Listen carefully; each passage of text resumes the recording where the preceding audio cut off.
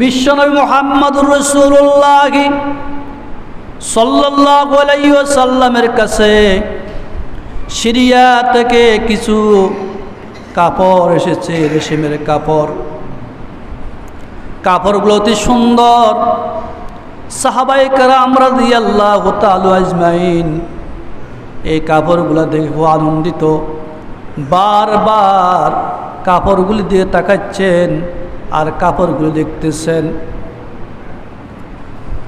কারণ তাদের কাছে সুন্দর সুন্দর লাগে।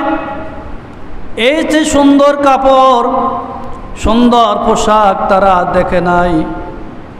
আল্লাহ রাসূল মুহাম্মদুর রাসূলুল্লাহ সাল্লাল্লাহু আলাইহি ওয়াসাল্লাম লক্ষ্য করেছেন সাহাবায়ে কেরাম রাদিয়াল্লাহু তাআলা আজমাইন এই দুনিয়ামুখী হয়ে গেছেন। দুনিয়ার সাধারণ রেশমের কাপড় তাদের কাছে ভালো লাগে, সুন্দর লাগে।